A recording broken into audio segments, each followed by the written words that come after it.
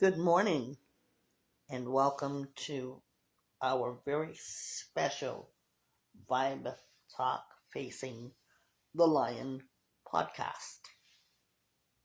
We are in celebratory of today having our own graduation ceremony. We thought it would be fitting since many around the world have taken the opportunity to follow and find us and keep up with our podcast. We wanted to honor you and yours by giving you this beautiful podcast. We would like to commemorate every person from 5 or 4.5 really to 100. If you can believe, you can achieve. Famous quote by Walt Disney himself. Today I stand before you not only to commemorate you, but to help you to understand how proud we are of you and yours. I would like to say congratulations, you parents, for every day making sure that your children got the education so that they could be in this class of 2026. And the reason why I want to give honor to many parents is because when your children went to school, you literally got up with them or saw to it that they weren't late, that they didn't miss a test, that they honored the teacher, and that they followed the school rules. And we know it is no easy job. So we want to say thank you for carrying the responsibility and the accountability to make sure that your children not only got to school, but that they learned something. To you parents that decided that you were going to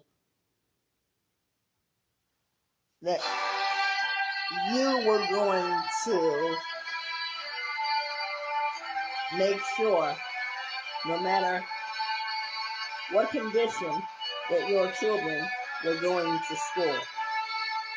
And we know those mornings as parents when we say to our children, get up, I've called your name 3, 4 times, and you still lie in that bed. They've gotten up on not so easy days, on hard days, on days of uncertainty did they get up. And off to school they went. You have become our heroes, you parents and you students. And as you know, Vibe Talk Facing the Lion podcast is all about feelings and celebrating yourself. Some of you have been through the most horrendous things that you conquered and you overcame, while still getting an education for yourself with or without your parents. Here is what you did. You were able to have your own mind to get up and get education for yourself. I'd like to tell you a little background story that I think you'll all appreciate it.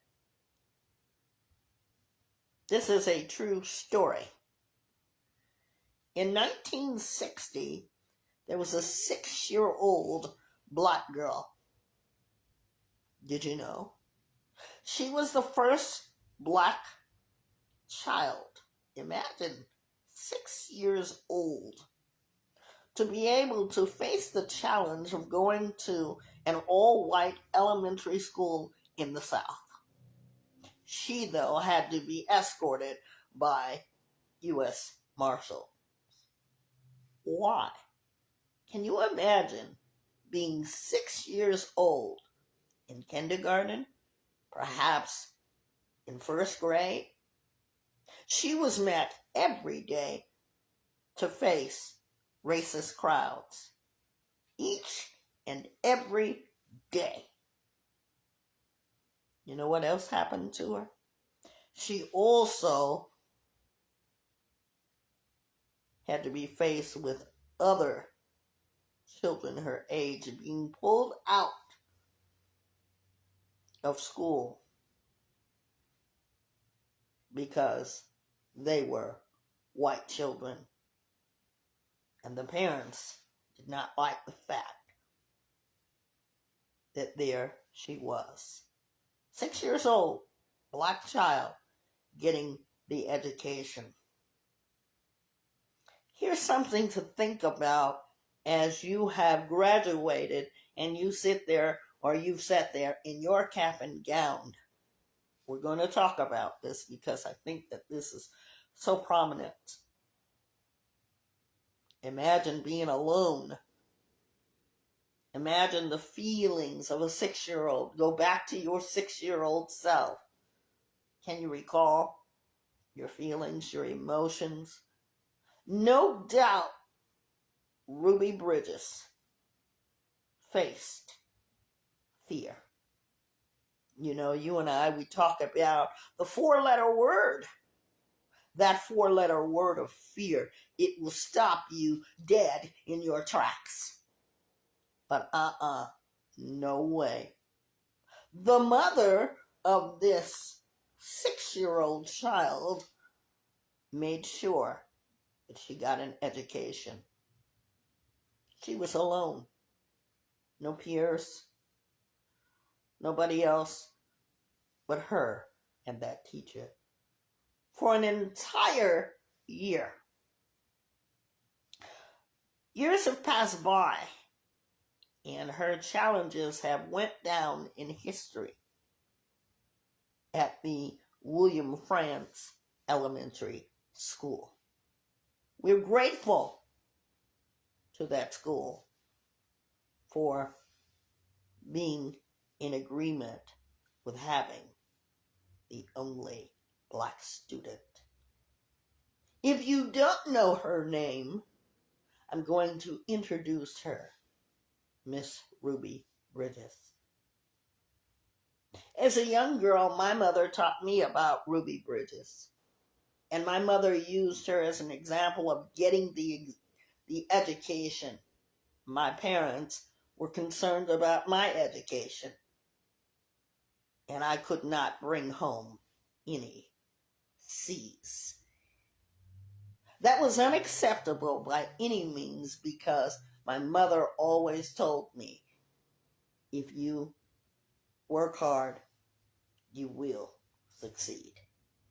Succeed as you sit there in your cap and gown, and as you have succeeded and accomplished something that is a beautiful milestone.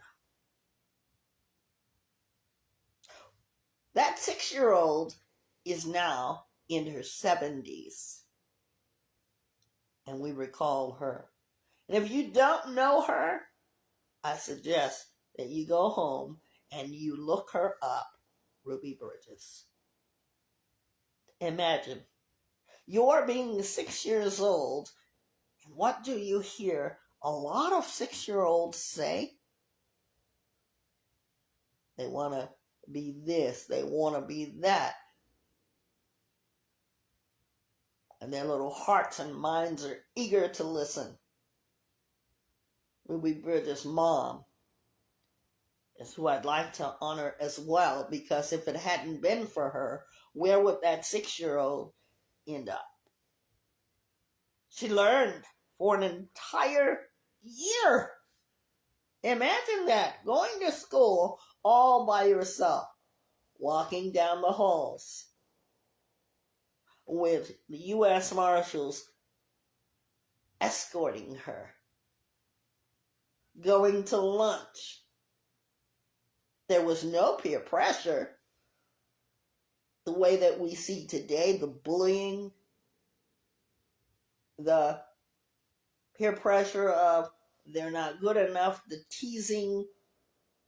There was none of that, except for what she was dealing with at that time, because there was nobody to bully. I can't even imagine those grown people affecting a child's emotion. As I said, no doubt there was fear. Every day she had her mother to remind her that she would repeat going to school, and no doubt did that throughout the school year. That was Ruby Burgess. I stand here today and I honor her. How many of you would have allowed your parents to do that? I am sure there are many parents who are like Ruby Burgess' mom. I want to go into my mom and how my mom felt about education. We didn't go to neighborhood schools. Why? Because my mother sought the best of education. We went to the best schools. No, not private. They were public schools. And my mother was a force, and still is a force to be reckoned with, as she met with all of our teachers. And there was 7 of us. And my mother was not to be played with. As she met with the teachers, my mother had an agreement that the teachers would teach and I would learn. She didn't give me anything less. She expected of me to go to school, to learn, to grow up, and to be something. And oh, let's not forget the surprise visits that my mother would do in the early or late 70s, in the 80s. My mother would surprise visit. Nothing had to be wrong. She was making sure that I would learn. And you know something? As a kid, your parents coming up to school, people were like, uh-oh, your mother came, your mother's here, your mother's in the office, and sometimes would be on the playground unannounced. I was proud of my mother, not realizing that by her supporting the teacher-parent situations, by her making sure that I was getting the education. As a young person, I didn't appreciate that until I grew up. I became a mother and had my own 2 children. I realized that this is what my mother wanted for me. Education, she was no nonsense. And you better not have a fooled around for that day.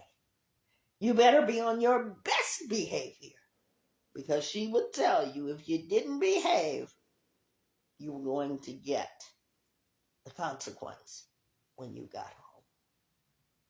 I never forgot those words, because those words rang out clear. And the kind of fear that I had for my mother was not a terrible fear, because she was not a mother like that. I had a fear of respect, that I had better do what was right, regardless if there was a substitute or not. We've come a long way since the late 70s. and 80s. We are now in 2026, and you are sitting here, or you sat there, and you went to school every day. And Lord knows the challenges that you have had to face. There is still racism, but this is not that day. I just want to make it very clear. Were some that didn't count on you graduating, that picked you out of the crowd to say, they're not going to make it. Regardless of your skin, it was your character. And if you don't believe me, you can ask somebody. I've sat in teachers' lounges as an educator. I've heard some teachers who don't count on it, who have lost faith. And yes, this is a real raw show podcast. I want you to know that the other side of the coin is there are teachers who love their students, who go home and literally cry. Why? Because they don't feel like they can give that child their all. After all, there's 15 to 30 students in every class, maybe even a little bit less. School has changed. The academic expectation of schools. They're on a system. When I was a kid, I went to school with kids that had disabilities. And my kindergarten teacher told me I was smart. I was going to be somebody. On an event that I went to for my kindergarten teacher, we laughed hysterically because little old me, or young me, at 5 years old, knew how to read. I'm thankful to my mother and the books that she read to me. Disney, of course, I remember that, and that's probably why I have such an attachment to Disney. My mother, again, a force to be reckoned with. As I went to school, according to my kindergarten teacher, I was ahead of the game. She would give me work, and I would be done with the work, and I would raise my hand and say, I'm finished. She wondered why. Why was I going to school with children with disabilities? I'm going to give you a background story so you'll understand the connection to all of this. I was born faced with many challenges, with a birth defect. My mother, who thought and knew what was best for me, didn't want children to tease me, didn't want children to make fun of me, wanted me to feel safe, and wanted me to be okay, and decided that that was going to be the school for me. But my kindergarten teacher somehow met with my mother, and she told my children as they laughed, I had no business being there. Not because I didn't learn, but here's what I learned from those children, that they too needed to be included. In fact, my school teacher reminded me that many of them couldn't read at the level that I was in. Many of them had to be there. And I want to say this because we're doing what is called inclusion now. Inclusion of other kids. So as you have went through the year, you've seen blind children, blind students, your peers. You've seen children that needed special equipment to learn. Their parents sent them to school. They didn't let that four-letter word of fear stop them from allowing their children to get an education. They continued to get the education. Their education is just as important as yours, mine, and ours. I want to thank you, teachers, for what you have done throughout the years. We've come a long way, baby. Our children, the inclusion of them, they're getting to learn. Not only are they learning despite their disabilities, but they've gone on to be something, somebody, someone at some place. We're grateful for that.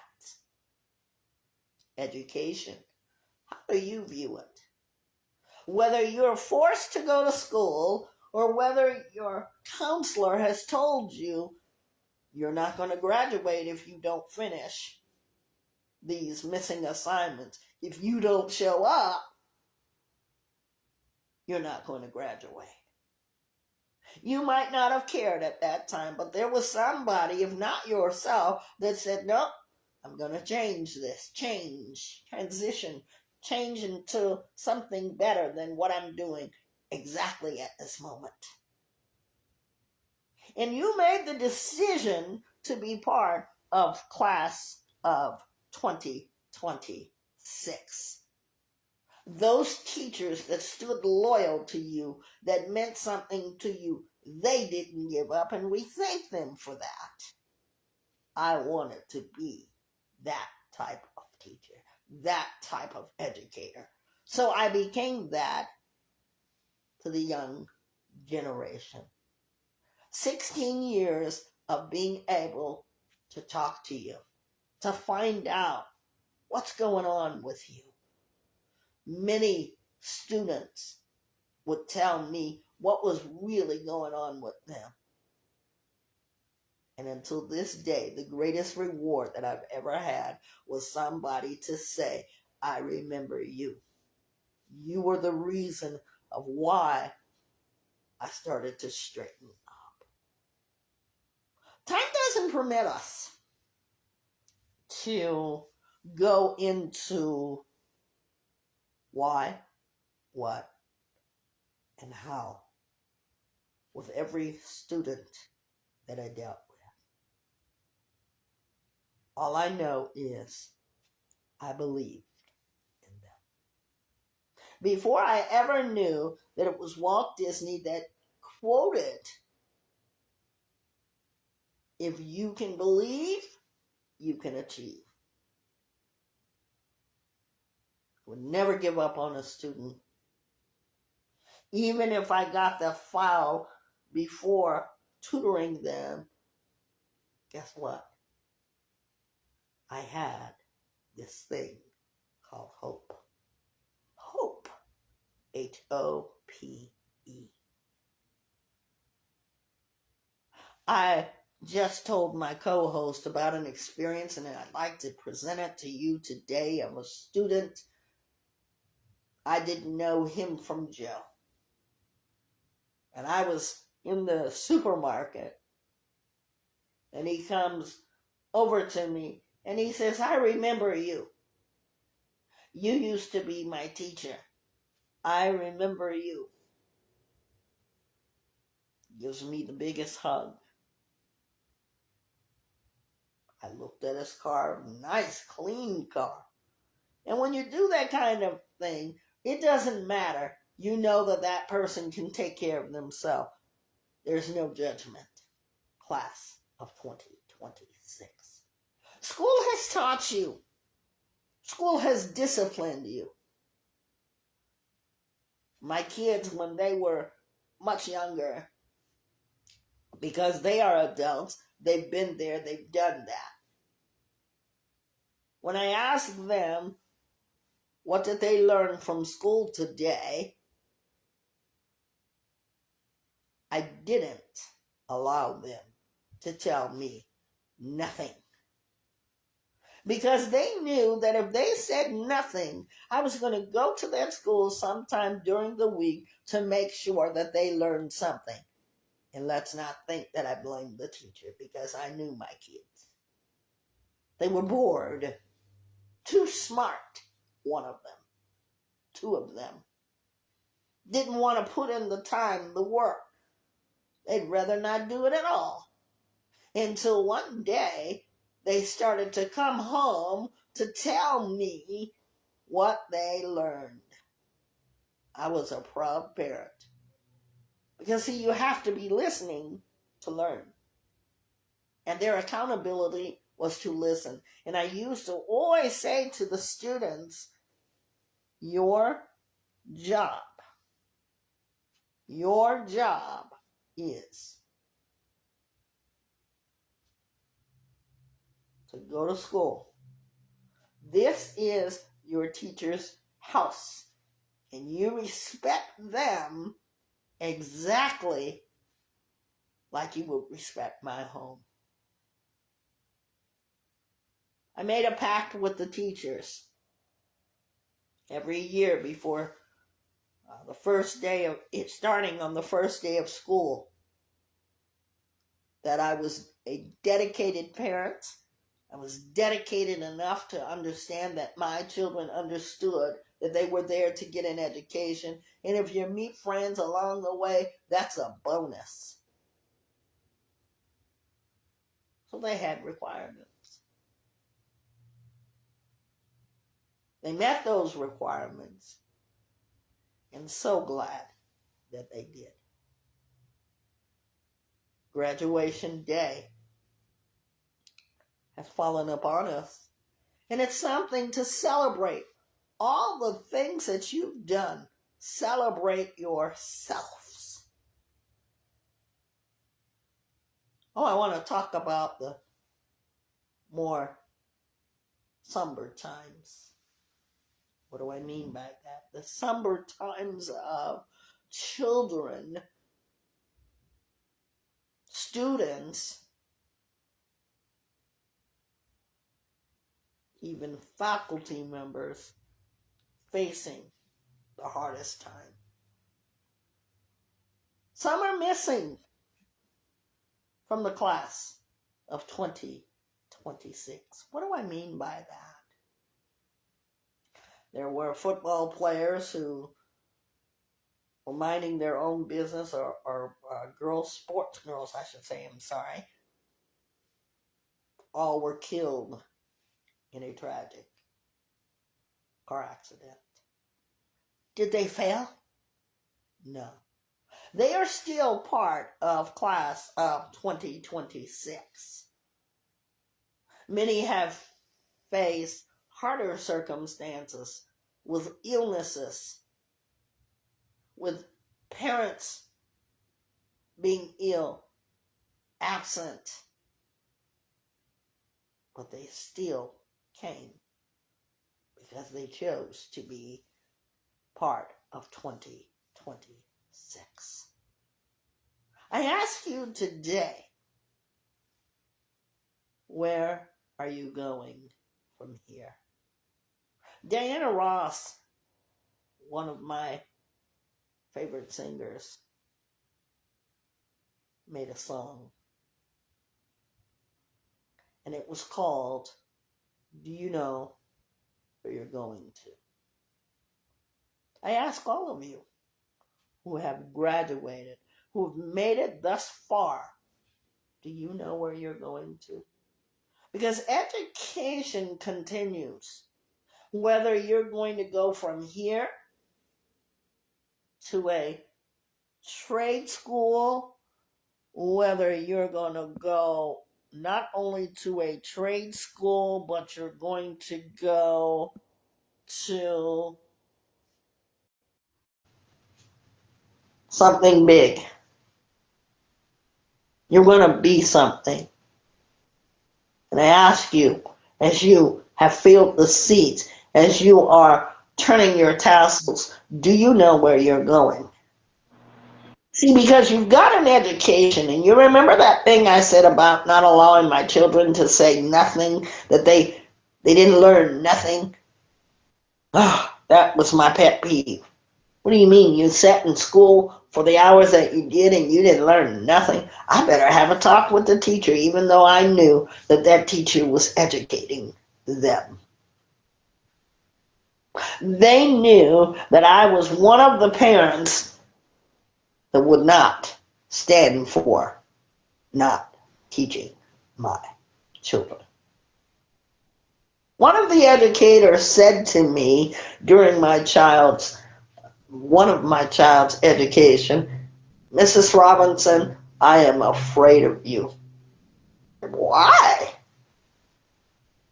Because I don't think that I'm doing enough for you.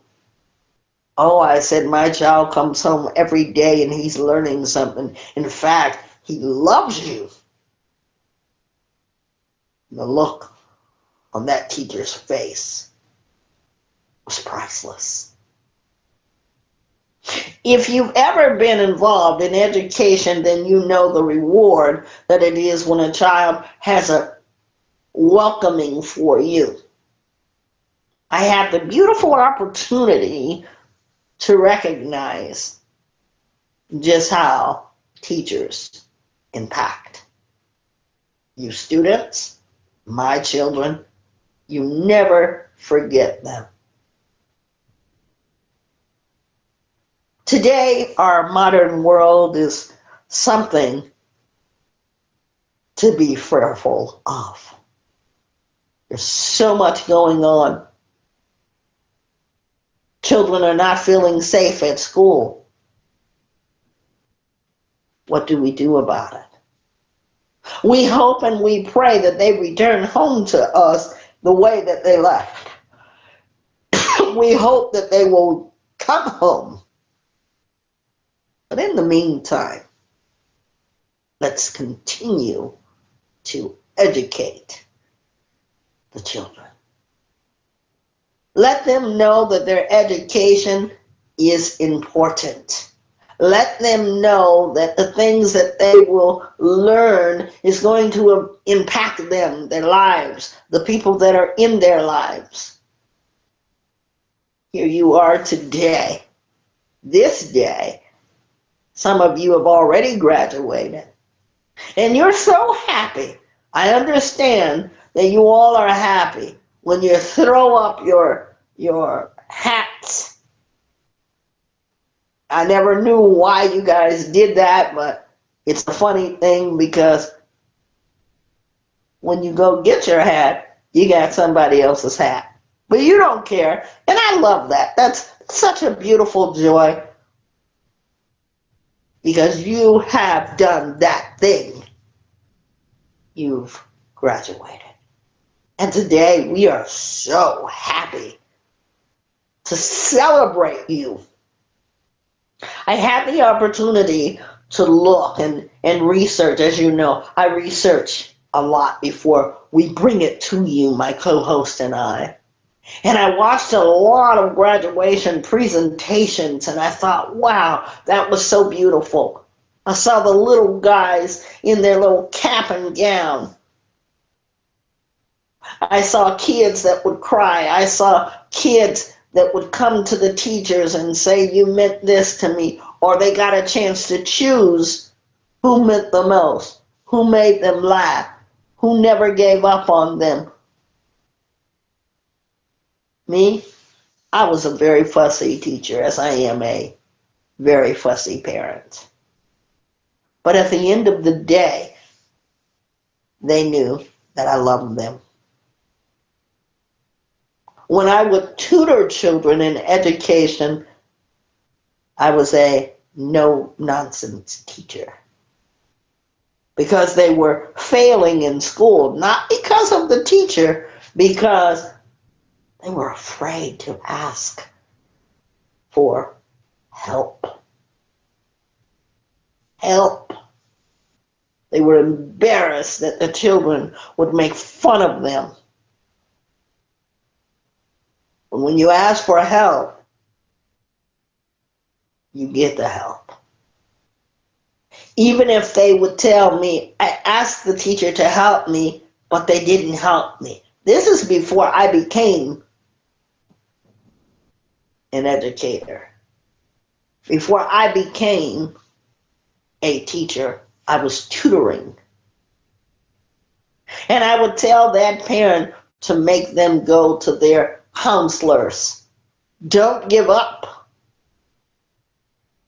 And I say to you, teachers, you are in a business of reward. You're going to reward that child because that child is going to be so happy. First day of school is a different kind of day because you don't know that student. But you have the whole year. Get to know your student. Don't single out those ones who are quiet. Include them. I did a lot of that. The most quietest ones. Because I wanted to get in their little brain. And when you pay attention to them, it's not teacher's pet, it's you want them to learn. And some of them were super smart. They were just a little shy. Or they had something going on. It was my job to be able to get down to see what really was the matter. I'm proud. I stand here today tearfully knowing the reward that it is to be an educator. When you educate those young minds, they never forget you. Will they try you? Yes. A hard yes. Any educator will tell you that. But by the time you're done, because you didn't give up on them, you are their best buddy. And that's what you want, is to have the buddy system. We do that in the lower grades, having a buddy system. But have you ever thought about becoming the buddy? Maybe that child's never had anybody to listen to them. Maybe that child has never had anybody to greet them good morning. Even looking on the internet, I've seen them do a little number with the kids dancing to introduce themselves. You teachers, I am your fellow colleague. I know what you've been through. You experience easy, you experience challenge, you experience difference, but you never experience any bad child. I don't believe in that. So if another teacher came and started talking to me about that child, no. Because you can't paint a mental picture for me. I learn it from watching the student. I'm so thankful that the education system has decided to keep kids in school, because at the rate things are going, we just don't know anymore. Back in the 70s, I didn't have to worry about school shootings. I didn't have to worry about things that were going on that really make us afraid. You teachers are there ready to teach. You parents, we thank you. There are a lot of Ruby Bridges parents out there. There's a lot of my moms out there, my dads out there.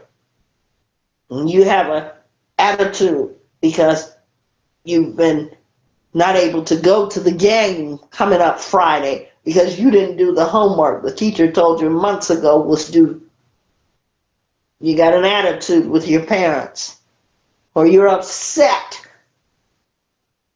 and you say to the teachers, "What grade did you give me?"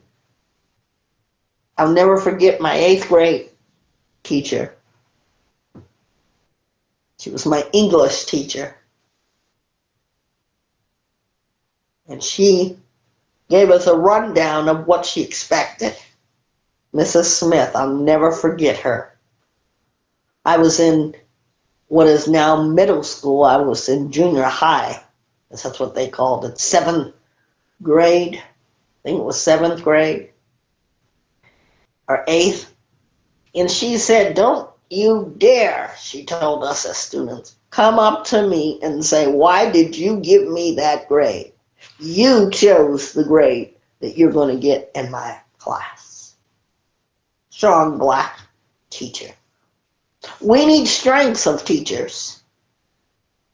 We need to help children understand that times have changed and we support them. I have met parents that I knew that didn't make a lot of money, but yet their kids were at school every day. Remember how I told you that I went to school with kids that had disabilities, and the teacher just finally had a talk with my mother and said, "She's way ahead of this game, and let's try to mainstream her." I got mainstreamed at about 13, and my kindergarten teacher, as she is telling the story through her eyes, my children cracked up. Because the younger version of me is still living inside of that older version. I'm smart. I'm intelligent. And that's what you all are. Smart, intelligent. At 5 years old, I don't know anything. I'm not even trying to be anything more than just me. No impressions. But I was a character, according to that teacher. I finally got mainstreamed. I faced many challenges there, but I was smart. My mother knew that I could handle it. Thanks, Mom, for believing in me. Believing that I could be anything. I'll tell you a little funny thing, and then we're going to give it to our second speaker, which is our host, my co-host, Trish. My mother back in the day used to sell Avon. If you lived in the 70s, many of you parents knew about Avon. I went to school. Now remember I told you that my mom always said, "I want you to be your best. I want you to do your best." Well, every kid wants to be like their mother or their father, right? We all agree with that? Well, I went to school and we had a day where we were talking about what we were going to be. And I said, "I want to be an Avon lady." Oh, no, one of my teachers said, I was probably maybe 2nd, 3rd grade. He said, "Oh, she wants to be an Avon lady." So I went home and I told my mom that we had that day, and my mom showed up at school the next day. And she thought that the teacher picked out what I wanted to be. So she was telling that teacher off. She's not going to be an Avon lady. She's going to be better than that. And I laugh about it today because that was my choice. But that's how my mother was. You weren't just going to hand down to me something that I was going to be. I could be whatever I choose. I still believe that today because I was raised that way. Nothing will stop you from being educated. Some of you are going to leave these seats. Some of you have already left the seats and you become your own business people. You're going to go off to colleges. And I hope that you will finish college if that's what you're seeking. Finish it. Yeah, it is fun. Let's talk about the colleges you're getting ready to go to. You're leaving home for the very first time. And I know you're glad to get away from your parents. You want to get away from them. You can't wait to get on campus at whatever college that you've been accepted to. But I want to ask you something. Are you going to use your Saturday nights to really study, to become your own improved person? Are you? Are you going to go party with the frat boys and the frat girls and be this and that? You can do all of that as long as you keep it in perspective, but be the best you that you can be. Remember, I started out with Ruby Burgess. I want you to remember that name and what it cost a 6-year-old child that had to be faced with grown people that didn't even want her to have an education because she was black. How does this apply? Maybe you're not black, and you say, that doesn't apply to me. Your parents have invested in you. Many parents have went out of their way to put money aside for you to get into college. And you're going to waste it. Think about that. Think about it. My brother, who is no longer living, used to be a college consultant for kids, knowing how to get them into colleges. And he took such pride in doing that. Be serious about your education. Because see, now you're going to be away from home. Your parents are not going to wake you up to say, get up. You won't hear that. Some of you may, I don't know, but that's not the normal. You're going to be your independent self. And by the way, once you leave home for college, you never return the same because you've got independence now. I say to you, march on. March your journey like it's nobody's business. Make it your aim to complete your conquest of being able to be somebody, someone, somewhere, someplace, sometime. The time is now.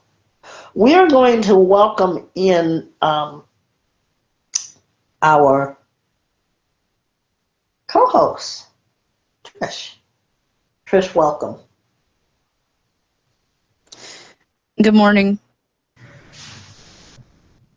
Morning. So I'm going to start off with an introduction, which is hi, hello, good morning. My name is Treasure Scott, and I am a graduate of the class of 2026, and I have a associate's applied degree in science of early child care and education development. And I would like to start off with thank yous, because I think my thank yous shows gratitude and the importance of the people in my life that have motivated me on this journey. First and foremost, I would like to thank God because my faith was a big part of me going through the sleepless nights, the can I really do this? And should I continue or should I give up? And my faith has kept me strong, it has kept me resilient, and gave me it has given me foundation and ground to pursue my dreams and my degree. And I'd like to thank my parents for believing in me, because if your parents believe in you, it just helps you realize, hey, I can do anything. That's how a parent's belief in you makes you feel. And I'm just so grateful. I'm very blessed being on Vibe Talk, hearing others other people's stories about how their lives are, and it just makes me realize how blessed I am to have parents like my parents that support me, and they're always telling me your education is important. You got to get this education. You have to finish. Keep going. If you need help, I'll help you. And I'm 25 and they still tell me if you need some help, I'll help you. If you need me to help um with your studying, I'll help you. And I'm so grateful for my parents for always doing that. I want to thank my siblings, my aunts and uncles, my grandparents, and my classmates as well, because I had so many classmates along the way that helped me and I helped them. And we realized that we all need help. We're all in the same room and we're going through the same thing. And we all want the same thing, which is to pass and accomplish and succeed. Most importantly, I'd like to thank I like to thank the teachers in my past, the teachers that motivated me to get this degree in the first place. Where it all started was I had an English teacher, English 3 and English 4 teacher. Her name was Miss Moses, and well, is. Her name is Miss Moses, and I remember that we had to create a lesson for a certain topic in that class. And I remember I stayed up late nights doing the presentation. I had a partner, but he entrusted me to structure the PowerPoint and to write the information down. And basically, he said, I'll help present it, but you can create it. And I accepted that.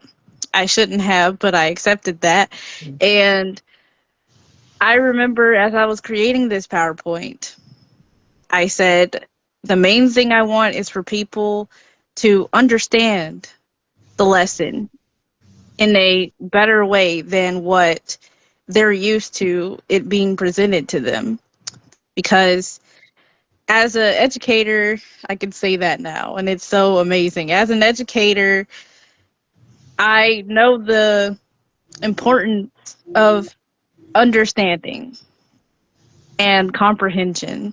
So you must get to know your students to help them understand, because everyone has different sorts of levels of learning, and that's okay. And the importance is I treated the presentation like everyone is learning this for the first time. So as a shy teenager, I was 16 years old. As a shy teenager, I got up there and I presented the project regardless of feeling nervous and, as they say, shaking in their boots. I completed it, and when I turned around, everybody began to give me a round of applause. And I heard many people say, many of the students, many of my peers, they said, I'm so shocked. I didn't know she was going to do that. Wow, that was actually pretty good. And they asked me to help them with their projects in the future. And after the class ended, my English teacher came up to me and she said, Treasure, you're a very gifted young lady. She said that I believe your calling is to be an educator. You're very gifted, you're very talented. And she said, I think that's the road you need to take of being an educator. She asked me, did I know what I wanted to do? And I told her, not yet. I didn't know what I wanted to do because I wanted to be in criminal justice. That's what I wanted to do ever since I was 4, 5 years old. I wanted to be a detective. I wanted to do that. And as I got older and I was in career ed, I realized how hard that was. And I didn't think that I could not do it, but my interest of that faded. And after she told me that, I sat and thought about it. I didn't have to choose that path. I really didn't. And that's the amazing part. It's a choice. After she told me that, I thought about it and I said, you know what? That's what I'm going to do. I'm going to be a teacher. And then the pandemic happened. And you all know how the pandemic changed a lot of things, especially in education. We had to go to virtual school, school online, and we had to use Google Classroom and things like that. And so during that time, I had a lot of time to think about, do I want to start college now or do I want to take the year off? What do I want to do? And so I decided to apply to a college. The college that I graduated from was not my first option. I wanted to apply to a online school in Virginia. And come to find out, it was too expensive and I could not go to that college, and I was very devastated because I thought that, hey, my options are limited.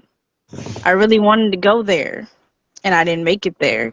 And so I was very devastated about that at 20 years old. And so my dad, he said, it's okay. We can just try something else. There are more options. And that's something that really stuck with me. There are more options. There's a lot of people in my life that tell me that when I think it is all said and done and it's over. There are more options. So it made me think about when I began my first year in college of the question, why am I here? Why am I going to college? Am I doing this for somebody else? Am I doing this for me?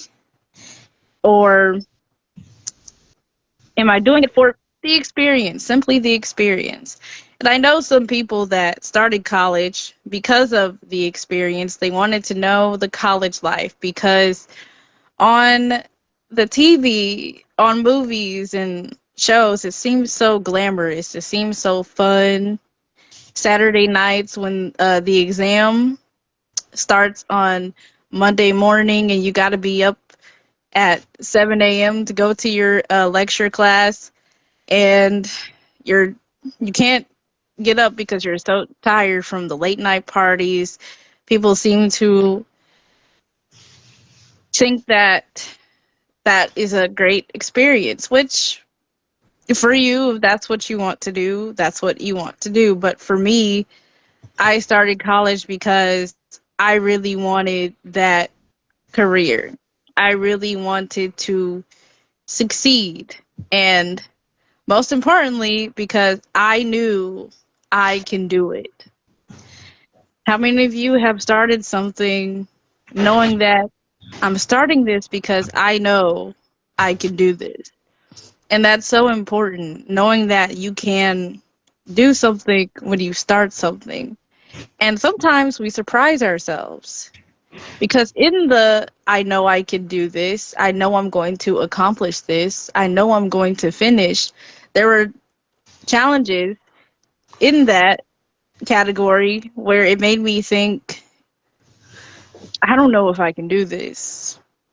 I don't know if I can continue. I really don't. And when you hit that stage, when you walk on that stage, when you graduate, you start to think about all the things that you said when you said, I couldn't do this. This is too much. This is overwhelming. I can't do this anymore. You start to realize that, yes, I can. I could do this.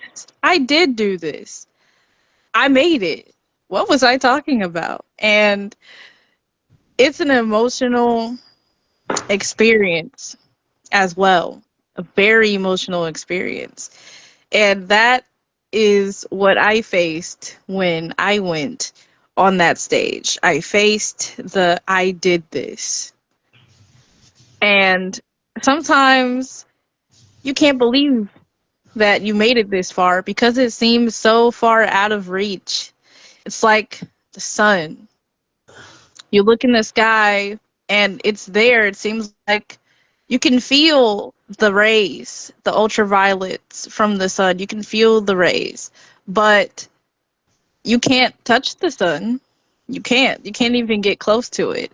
But you can feel it and you know that it's there. You know that it's sunny. When the sky turns that beautiful blue, you can see the light within the gray clouds. You know the sun is there. And that's how it is when you make it. You feel the rays, you feel the shining, you see the shining, and you realize I'm there. This is where I am.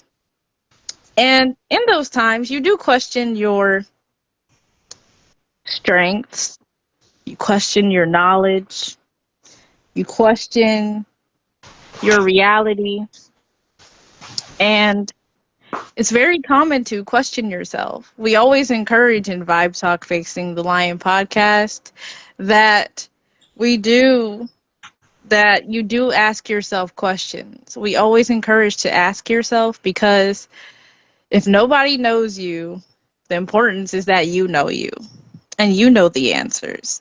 And discovering your strengths, discovering your knowledge, and discovering your reality is very key to knowing that you have the answers within you. You have that strength within you. And when you feel that you don't, you can always find it. You can always find the answer. Because with every question there is an answer. With every challenge there is a solution. And with every race there is a finish line. So it's important to ask yourself questions on your journeys and to find the answers. And sometimes they're answers that you already knew. And that's another part of my journey.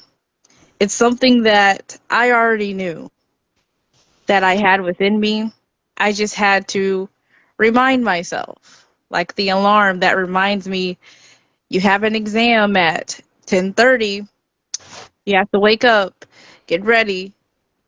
You have to work out at 2:30, go for your walk at 4. Those alarms. And that's how it is with the reminder of the will that you have within yourself. Because the things that I always knew is I knew that I would accomplish this. I knew that. I knew that I would finish. because I'm not someone to start something and not finish it. That's not me. And I knew that my success would start sooner than I thought because I started to see changes. I started to feel the change within me. So I realized, yeah, my future is getting brighter before I realized that it would get brighter. And another thing I knew is I knew there would be challenges. I knew it. I knew there would be challenges, but I did it anyway. And I encourage all of you to do it anyway. And something that really hit home for me is Sidney Poitier's backstory. He's an actor, very famous African American actor. He did not know how to read. And all he knew is, I wanted a job. I need a job.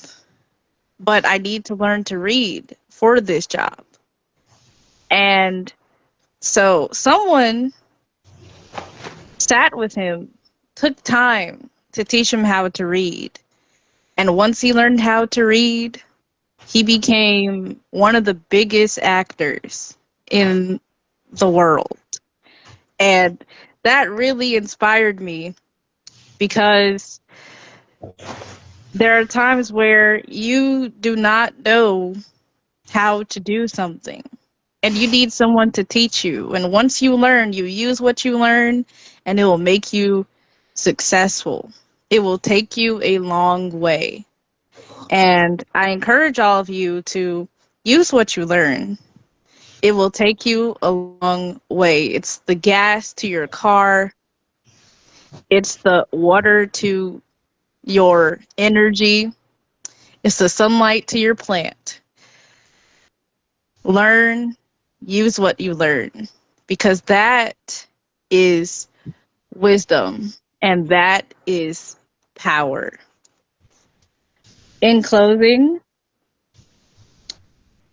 what the main the main thing that I learned from this this whole experience, because as I was writing my speech, I thought of the question Vibe Talk we used to ask at the end. What have you learned about yourself? And what have you discovered about yourself today? And so I thought, well, what I learned is I really love what I do. I really, really love my job. I do, I do. I love my job. And I can't wait to go back. I'm ready for summer to be over so I can go back to work because I miss my students. I miss them very much. And what I also learned is I have been a positive impact in the students' lives, and that's the main thing that I wanted as an educator. I wanted them to feel positive, get an impositive a positive experience from me and learn from me and remember that. And they do. They remember. They remember because I was in the store one day and I think it was 2 days ago, shopping with my dad and my brother. And as we are shopping, looking for cans of beans, I turn around, I feel a tap. And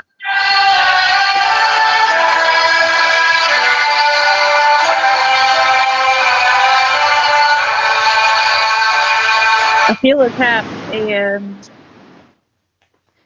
I feel a tap and it's one of my students behind me. And she says, "Hi, Miss Scott." And I get so excited. I say, I'm so glad to see you. And she apologizes for interrupting us. And I'm like, it's okay. It's fine. You can come up and speak to me. It's okay. And it just made my day. It really did. It made my day. It makes my day when they come visit me, when I'm in another classroom and they come see me. And in closing, I just wanted to say that happy graduation to the class of 2026. And remember that this is just the beginning. And remember that this is a big milestone for your future. Thank you.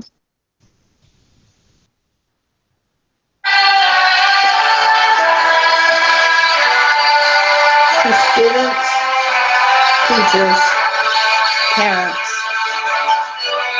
counselors, faculty, staff, you too, we say happy 2026 graduation. We present to you the happiness part of 2026. We hope your journey is long. We hope your journey is achievement and believing in yourself. Thank you.